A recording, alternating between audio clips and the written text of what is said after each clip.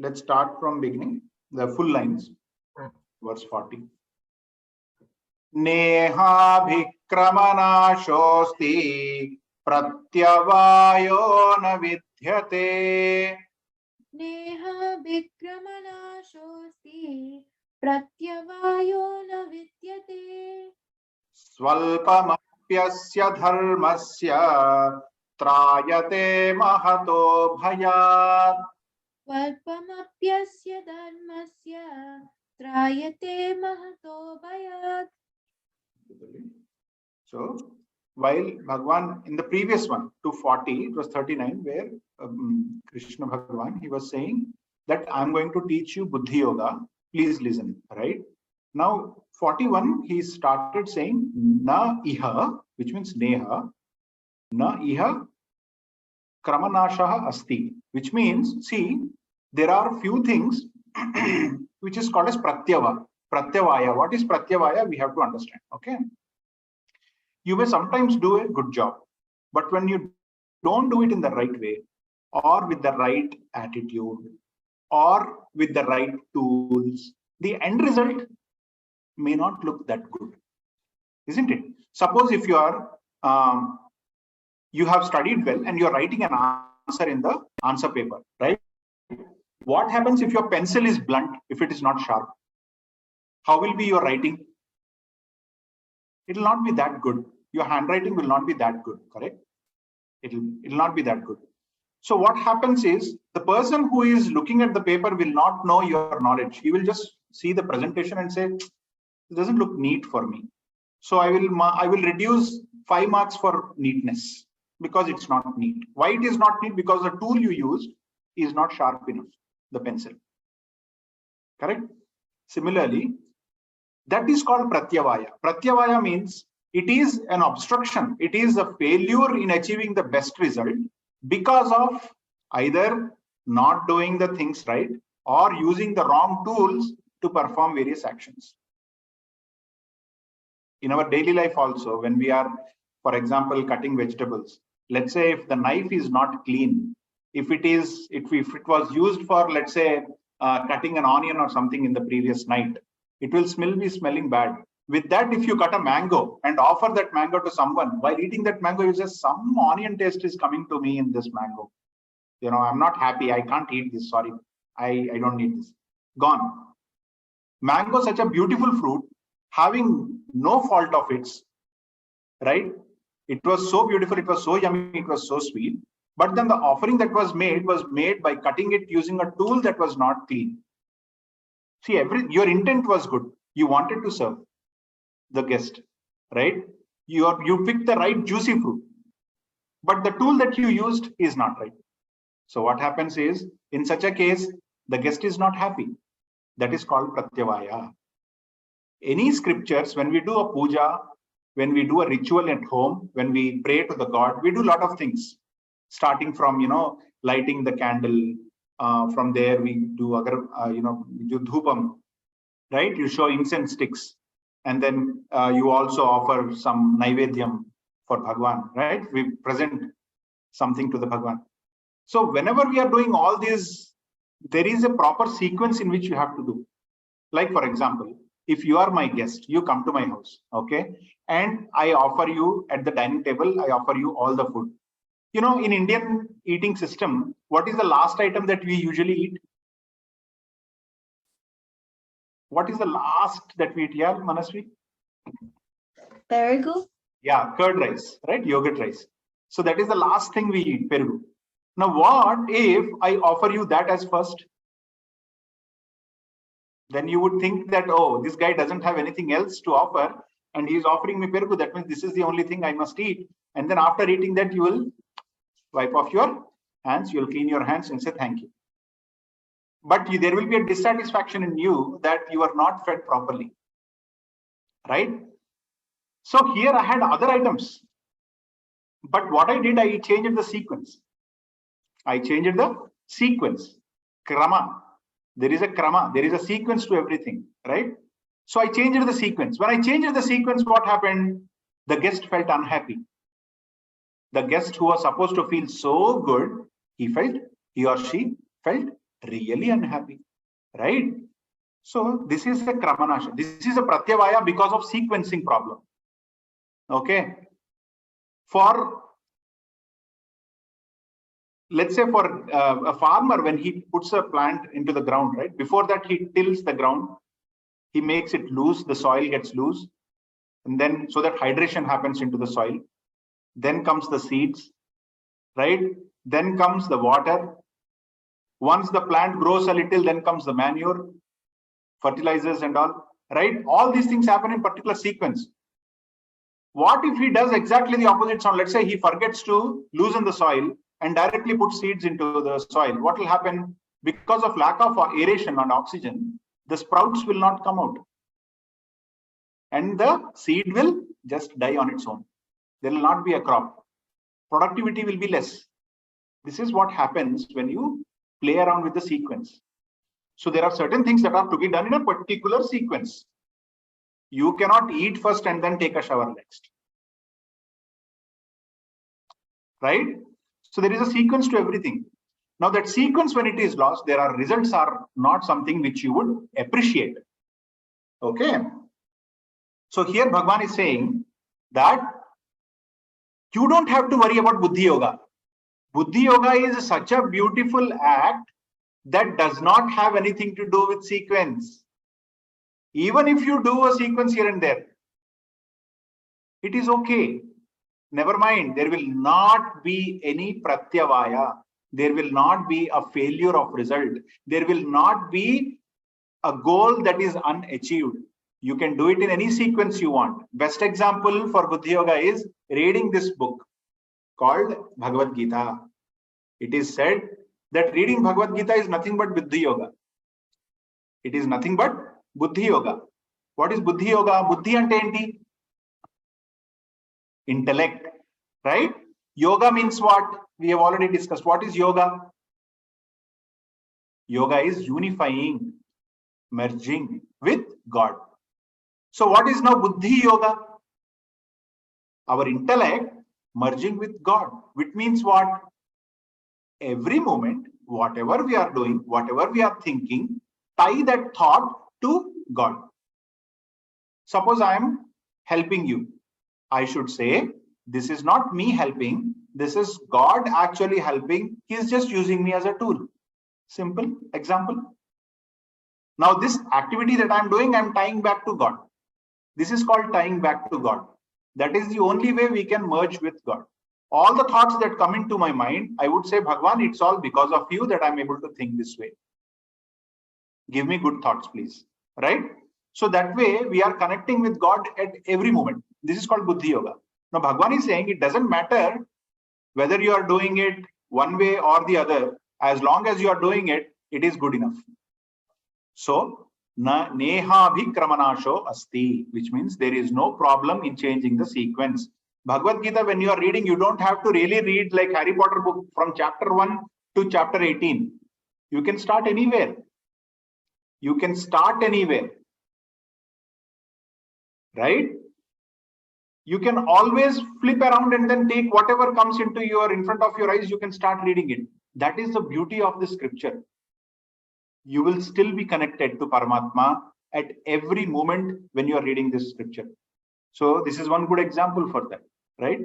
So he's saying when Buddhi Yoga, by giving just an introduction about Buddhi Yoga, right? Because in the previous verse, he said, I'm going to tell you something about Buddhi Yoga. And this verse, he started saying that there is not going to be any problem. There is no sequence problem. You can do it in any sequence. And the other thing he's saying, how much do you have to do this? How much you have to apply? Even a little bit. Swalpam api asya. Swalpa means little. In Kannada, I don't know how many of you know Kannada language. In Kannada, swalpa means little. In Sanskrit also, it means little, very little. Like a pinch of salt. A pinch of Buddhi Yoga. That means you don't have to really focus on how long I am doing it. Am I doing it morning? I'm doing it in the evening also. Am I doing it in the night as well? Am I doing it while playing? Am I doing it while eating? You don't have to worry about that. Swalpam api asya. Even if you implement a little bit in your lifestyle, this Buddhi Yoga, it helps in what? Trayate mahato bhayat. Bhayat means fear, right? Mahato means the greatest of the fears. What is the greatest of the fear you have? Anshita, what is your greatest fear?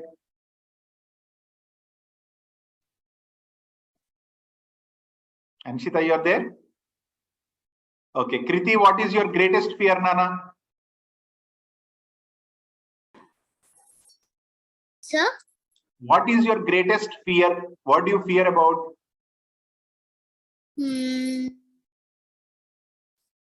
About dark. About dark, not being able to see anything, right? That is your greatest fear. Okay.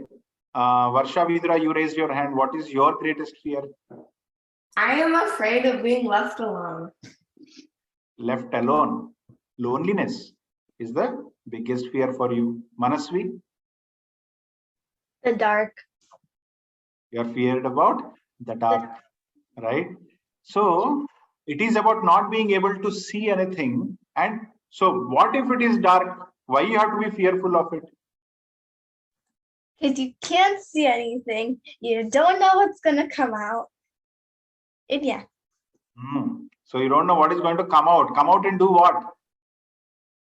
Into my line of sight. Like not in that perspective. Like you Pardon? don't know. You don't know what's in the dark. Like a ghost? No, I don't believe in it. If it is a, let's say if it is a phone, or if it is a TV, which is in the dark, or a couch which is there in the dark, you don't have to worry about that.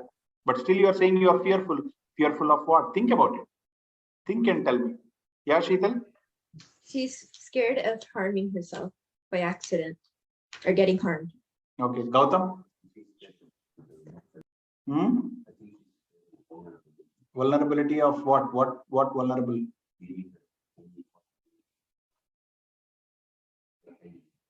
Happening to? Yeah, happening to what of Manasvi? Like happening to the body of it?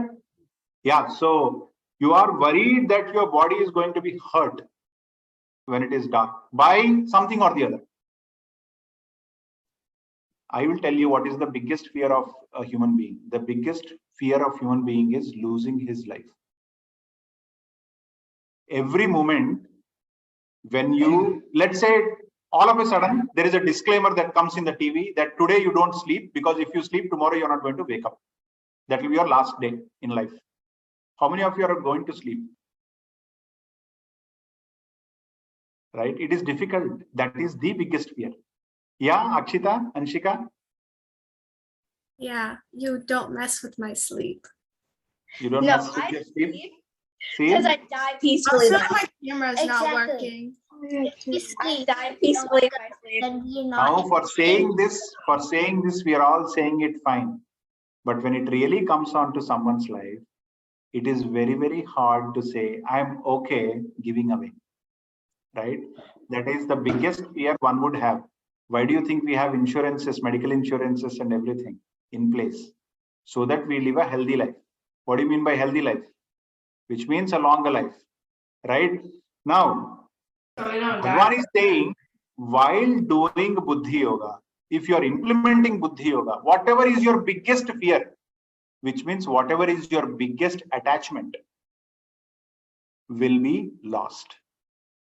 Suppose if I love mostly like, something which I cannot get away from, right? If I see that myself not being playing around with kids, for example, that's one of the best things I love. Let's say if there is a chance that there is a moment in life where I get tied to a chair because not able to move or whatever it is due to health reasons, and if I'm not able to play with my kids, not just my kids, any kids, right? Then that will be the biggest problem for me. I cannot survive that moment. But still, see, that is my attachment. So when I have such an attachment, Bhagwan is saying that is your fear. Whatever you are more attached to, feeling that you will be losing that is the fear, right? If I'm attached to my pencil and I know that Gautam is constantly looking at that pencil, trying to take it away from me, because this pencil is very, very, it's made up of sandalwood and it's like really costly. It's one of the best ones, unique ones. I own it and I am appreciating it a lot. It's my favorite one. And let's say Gautam has an eye on it to capture it, and then you grab it away from me. What will be then? Fear starts. Because if I think I'll be losing an object that I love the most, right? That creates fear. So Bhagwan is saying, if you want to get away from fear, the biggest of fears, the easiest way is to apply Buddhi Yoga. To apply Buddhi Yoga. How much you have to apply? Do you have to apply that whole day? Bhagwan is saying, not, it's not required that way. Swalpam apyasya, even a little bit of it, if you apply in your life, you will be getting rid of this fear. Indirectly, he is saying that you will be getting rid of the attachment towards that object which you love the most. You will not crib about it if it is going away. I will not start crying when Gautam goes to college into some other country or some other state. I will not weep. Right? So that's the kind of confidence we will get. All right. So let's see what Buddhi Yoga is all about more. Continuing from 45. Okay. So turn on to 45 now. All right. So remember, the secret of cutting down attachments, thereby cutting down fear, is nothing but Buddhi Yoga. Okay, that is the answer to it. Now, Aki Anshu, can you repeat after me? Yeah. 45th. Traigunya Vishaya Veda. Traigunya Vishaya Veda. Nistraigunya Bhavarjuna. Nistraigunya Bhavarjuna. Nirdvando. Nidvandvo. Nitya Sattvasthaha. Nitya Sattvastaha. Nirdvandvo Nitya Sattvasthaha. Nidvandvo Nitya Sattvastaha. Niryogakshema Atmavan. Niryogakshema Atmavan. We'll repeat. Traigunya Vishaya Veda. Traigunya Vishaya Veda. Nistraigunya Bhavarjuna. Nistraigunya Bhavarjuna. Nirdvandvo Nitya Sattvasthaha. Nidvandvo Nitya Sattvastaha. Niryogakshema Atmavan. Niryogakshema Atmavan. Okay. Kriti Talli, would you like to repeat as well? 45th. Unmute చేసుకున్నానా? Yes. Book ఉందా తల్లి? 45th అమ్మ. Whenever you are ready, let me know. Yeah, I'm ready. Traigunya Vishaya Veda. Traigunya Vishaya Veda.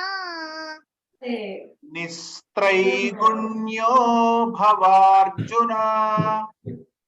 Nistrayunga Bhavarjuna. Nistraigunya Bhavarjuna. Nistraygunyo Bhavarjuna. Nirdvando.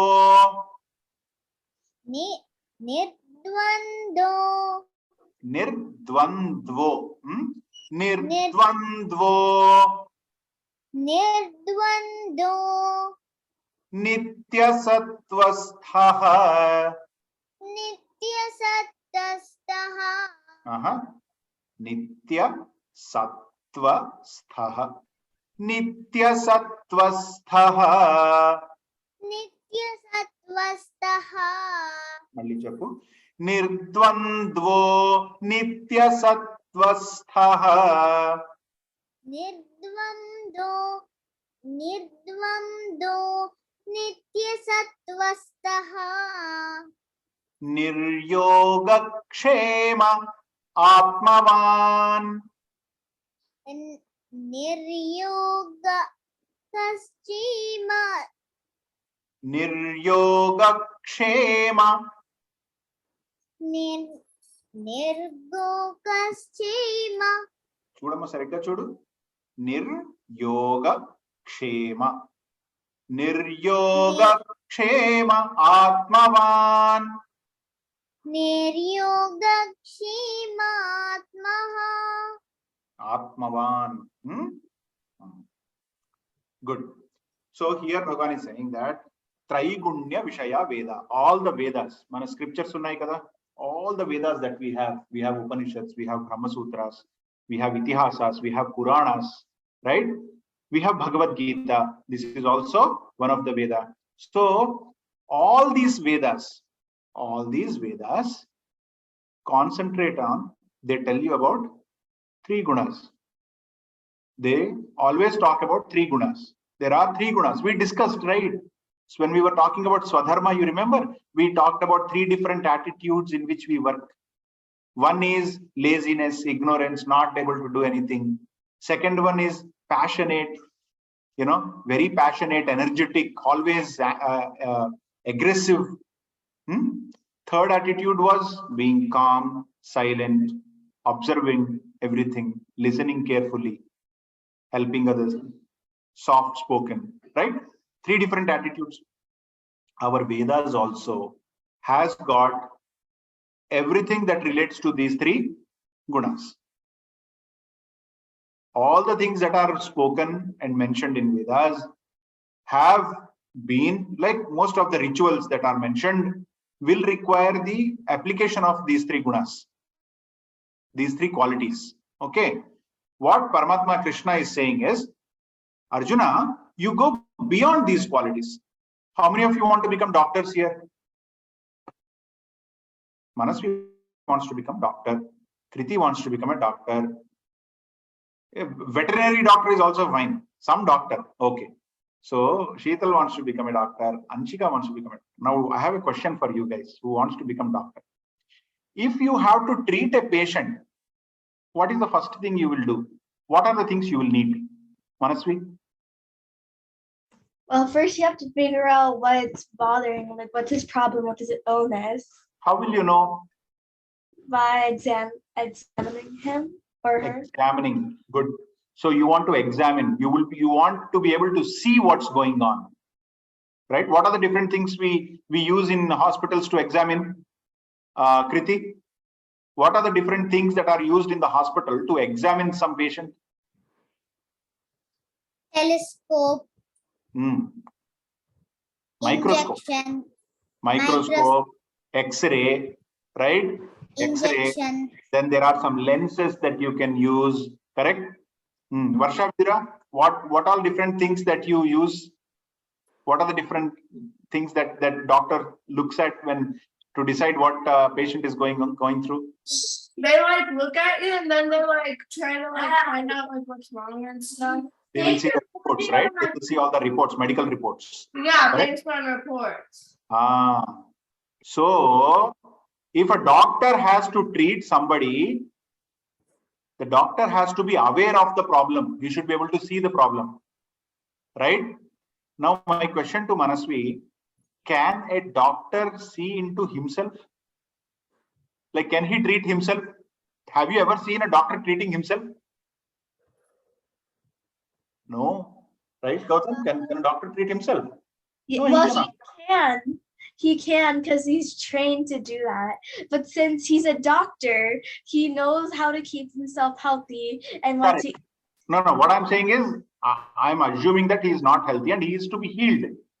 Have you seen a doctor healing himself? No, but it probably happened before. Right. So for healing, what you need is an observation. To observe, you cannot observe yourself. What is going on in my belly? What's going on in my lungs? I cannot do that. So and let's say even if surgery, if I have to do, being a doctor, I can perform a surgery onto the other patient. But can I perform surgery onto myself and also see what's happening? No, this is not possible. So Bhagavan is saying there are three gunas that all the Vedas are talking about, right? If you want to understand Vedas fully, then what you have to do? You should go beyond those qualities. Only then you will be able to see. Avuna kada? If you have to see something, you have to go above that, isn't it? Then only you can see. Suppose if you are inside a well, you are sitting inside the well. I'm a frog. I'm inside the well, right? There is another frog that says, hey, you know what? People are talking about, this well. It is so vast. It's such a big thing, and we are lucky to be part of this well. Suddenly, a bird comes and sits onto the well. It understands, it hears this conversation and says, hey, you foolish frog, do you even know that lakes are more bigger than this small well? I said, what are you talking about? There is nothing called lake in this world. This is the only place where there is water. And this is the best water that you can ever taste anywhere. This is the most biggest thing that where the water is captured. You know that? And the bird says, oh, you fool, you don't know, you have not seen.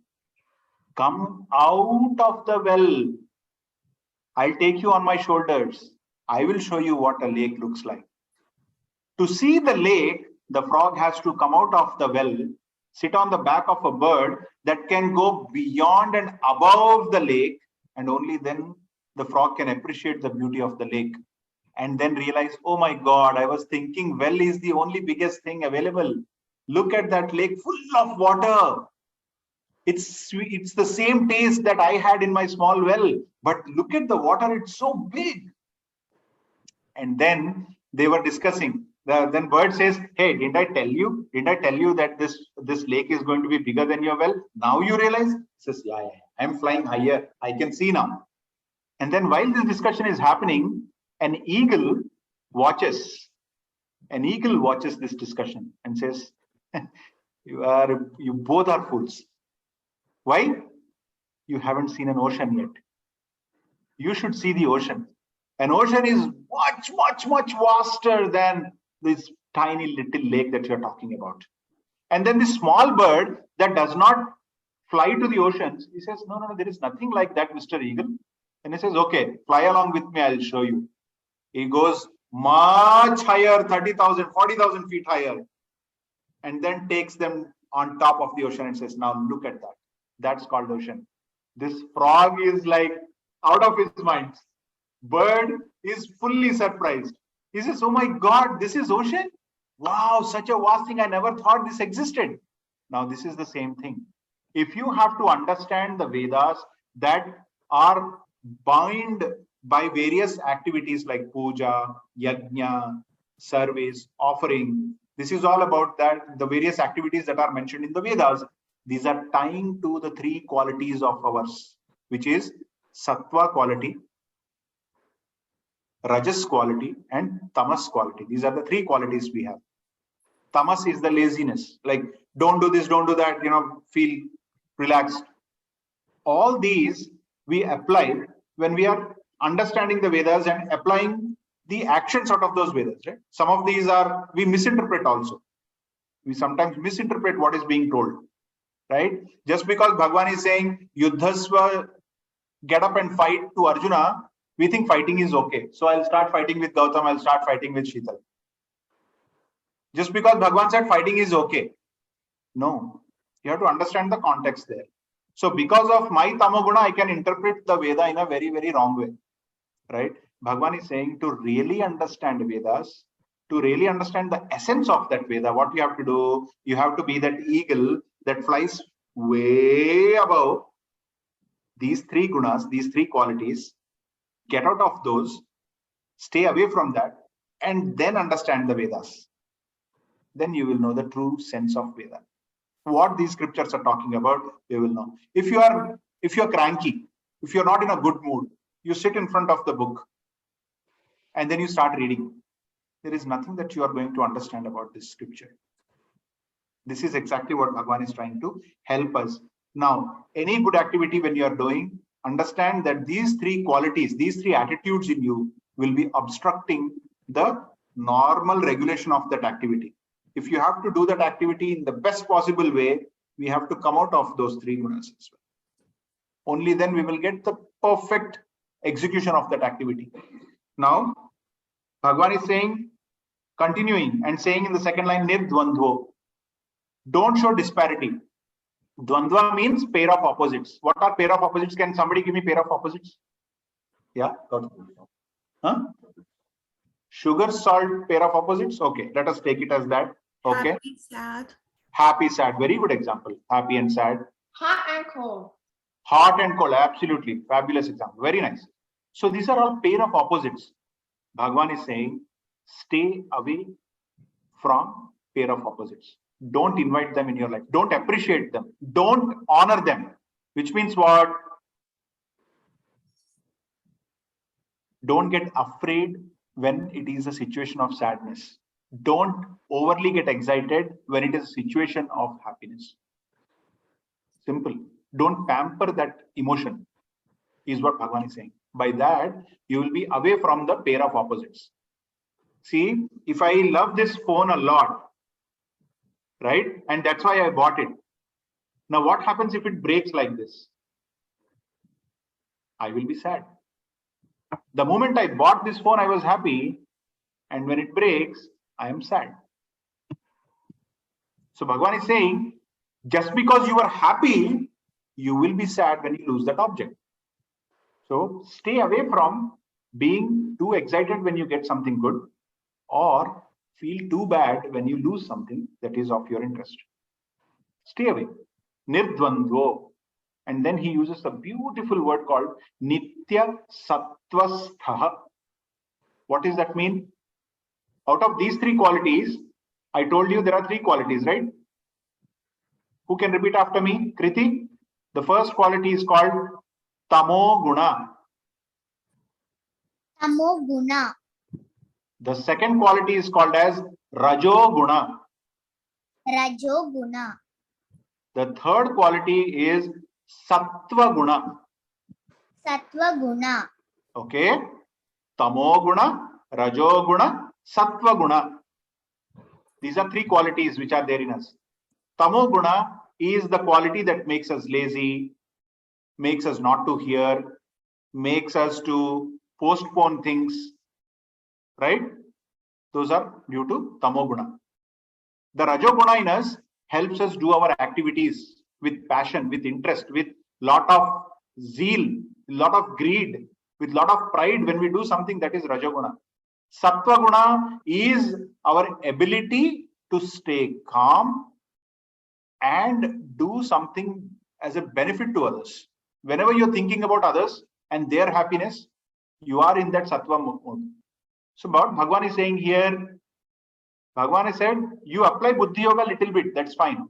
But when it comes to staying in one of these 3 gunas, what is the best guna you should stay with? Nitya Sattvastha. Stay in Sattva Guna constantly. Which means be a good girl, be a good boy, always. Think of good for others, always. Whatever you are doing, think how it is going to benefit somebody other than you. It could be your mother, it could be your father, it could be your friend, whoever it is. I am studying biology. How it's going to help others. When I study this, when I become a doctor, I'm going to help and cure. With this knowledge, I'm going to cure everyone. With this knowledge, I'm going to acquire a place in a beautiful college. I will complete my medical studies, and then I will help the society. Connect it with others, and then do that. So this is called Sattva. Okay. So Nitya Sattvastha. When you are constantly in Nitya Sattvastha, that is the state you are supposed to be. And when you are in that state, then you are called as, what are you called as? The last word in the shloka. What is the last word in the shloka? Atmavan, which means you realize that you are not just this body and you have a soul that is as pure as Paramatma, right? So that Atmavan feel you will get only when you constantly stay in Sattva, not worrying about pair of opposites. Understood? that is when we can lead a better life. That is when all our actions will show the best results. This is the essence. So why I focus more on this verse almost the entire class is because this is exactly what we have to follow every moment of our life. So keep reading this again and again and again, or stick it somewhere, because this is what you need to do. Traigunya Vishaya Veda, Nistraigunyo Bhavarjuna. Go beyond these qualities, which means don't get slave, you don't become a slave to these qualities. Don't serve these qualities at all. Show no pampering to these qualities. Leave them mercilessly. Right? And then if there is one quality that you have to stick to, that quality can only be what? Sattva, nothing else. Because by being in Sattva only, you can get rid of Sattva also. To get rid of Sattva, Guna, right? Bhagavan is saying release all the three gunas, right? So to release Sattva, you must be in Sattva for long. Only then it leaves. Otherwise, you will not be able to leave. Right? So this we will know more when we go further into what these qualities are. In chapter 18 is all about this. Not chapter 18. Chapter 14 is all about this. So we will see that when we come to that. Okay? But for now, understand that Arjuna, to get out of his problem, emotional problem, he has to control three gunas that he has. For that, he has to be in sattvic state. Okay? All right. We will continue with 46, and we will also see more. I mean, this chapter is taking a good turn from here, right? We will again see more of soul, more of mental management of one, how we can mentally manage ourselves while performing an activity. All that is going to come in the chapter very next. This part of the chapter which we are going to discuss now, from now till the end, is going to be how a person should live a life. The entire Bhagavad Gita will just be summarized into those 18 verses that we have. Okay, so let's wait for that next class and then we will continue. Right? Let's do the closing prayers for now. Sit straight. Om Sarvesham Swasthir Bhavatu, Sarvesham Shantir Bhavatu, Sarvesham Purnam Bhavatu, Sarvesham Mangalam Bhavatu, Sarve Bhavantu Sukhinah, Sarve Santu Niramayah, Bhadrani Pashyantu, Ma Kaschid Dukkha Bhag Bhavet, Asato Ma Sadgamaya, Tamaso Ma Jyotirgamaya, Mrityor Ma Amritam Gamaya. Om Purnamada Purnamidam Purnat Purnamudachyate Purnasya Purnamadaya Purnamevavashishyate. Om Shanti Shanti Shanti. Hari Om Shri Gurubhyo Namaha. Hari Om. Hope you are all enjoying the Navaratri. Please pray Ma Durga every day. Okay? See you all. Bye. Happy Dashara, because we'll be meeting after Dashara. Thank you. Bye. Jai Shri Krishna. Bye, Uncle. Bye.